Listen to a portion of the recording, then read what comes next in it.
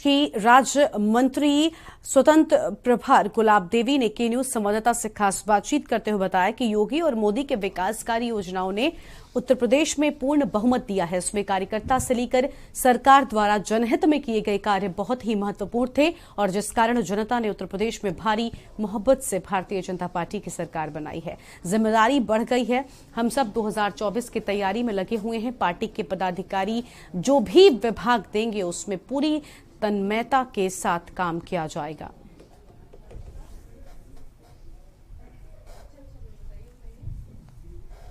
उत्तर प्रदेश की योगी सरकार की 2.0 की शुरुआत हो चुकी है। कल शपथ ग्रहण समारोह भी हो गया। मैम, कल शपथ ग्रहण समारोह के तुरंत बाद लगातार बैठक हुई, कैबिनेट की बैठक हुई, आज फिर बैठक हुई और एक महत्वपूर्ण फैसला लिया गया कि जो गरीबों का राशन है वो 3 महीने लगातार दिया जाएगा। जी, हाँ, ये फैसला लिया गया है कि जो गरीबों के लिए राशन का वितरण किया जा रहा था वो लगातार 3 महीने अभी और चलेगा। उसमें सब चीज़ मिलेगी उनको दाल भी मिलेगी, चीनी भी मिलेगी और तो नमक भी मिलेगा, सारी चीज़ें मिलेगी सब। विपक्ष लगातार आरोप लगा रहा था कि जैसे ही ये चुनाव खत्म होगा राशन वितरण बंद हो जाएगा, लेकिन योगी सरकार ने तुरंत फैसला लिया। कैबिनेट की लगातार बैठक हुई, रात में भी बैठक हुई, सुबह भी बैठक हुई और बैठक के बाद तत्काल फैसला लिया गया। लेकिन आने वाले समय में क्या लग रहा है, किस तरीके से योजनाएं जो योगी सरकार की थी पिछले 5 वर्षों में उसको किस प्रकार से गति दी जाएगी? देखो, विपक्ष के पास कुछ नहीं रहा है। वो केवल आरोप लगाना ही बस उसका एक काम बचा है। उसके आरोपों से कुछ नहीं होगा। जनता ने उसकी मानसिकता का परिचय दे दिया कि किस मानसिकता से वो बात करता है और उसी का परिणाम है कि विपक्ष की जो दुर्दशा हुई है। जहाँ तक आगे की बात है, हमें पिछले सरकार में मात्र 3 साल मिले काम करने के लिए। 2 साल हमारे कोरोना में चले गए। उन 3 सालों में हमने इतना विकास कर दिया।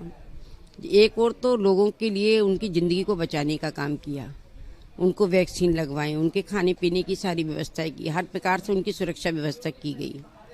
शिक्षा व्यवस्था भी हमारी जारी रही इतने खराब समय में भी। लेकिन अब की बार ईश्वर की कृपा रही और किसी प्रकार के कोई महामारी का हमें सामना न करना पड़ा, क्योंकि ये तो प्राकृतिक चीज़ें हैं।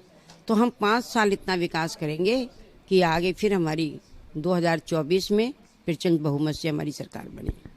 इस बार भी जनता ने प्रचंड बहुमत दिया है। क्या लग रहा है आपको कि इसमें किसकी अहम भूमिका रही? जो अपराधियों के ऊपर कार्रवाई की गई, चूंकि अक्सर देखा गया कि उत्तर प्रदेश के मुखिया योगी आदित्यनाथ के जनसभा में बुलडोजर खड़े किए गए, जेसीबी रही। जेसीबी लगातार इस आने वाले जो चुनाव भी था उसमें लगातार छाया रहा।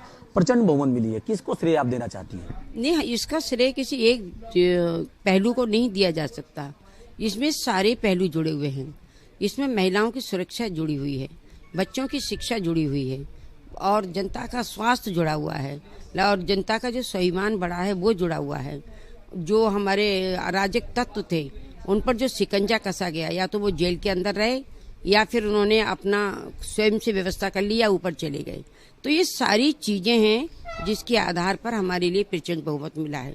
दूसरी बात मैं ये कहना चाहूँगी कि जो प्रखर हमारा नेतृत्व है माननीय मोदी जी का और माननीय योगी जी का, इस प्रखर नेतृत्व ने और उनके व्यापक सोच ने और जन कल्याणकारी योजनाओं ने आज हमारे लिए जो है स्पष्ट बहुमत दिलवाया है। विभागों के बंटवारों को लेकर के क्या कहना चाहेंगी आप, क्योंकि आप भी एक महिला हैं? नहीं, विभागों के बंटवारे के बारे में हम लोग कुछ नहीं कहना चाहेंगे। हम संगठन के साथ हैं, एक सिपाही हैं पार्टी के।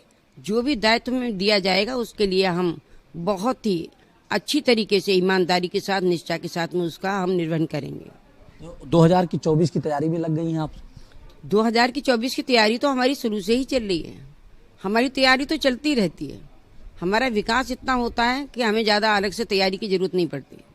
निश्चित तौर पर आपने सुना गुलाब देवी का साफ तौर पर कहना है कि जीत का श्रेय सिर्फ एक लोगों को नहीं है। उत्तर प्रदेश के मुखिया योगी आदित्यनाथ की जो कार्यशैली है, जो जनता के लिए इन्होंने विकास कार्य किए हैं, ये कहीं ना कहीं और कार्यकर्ताओं का मेहनत एक अहम भूमिका है।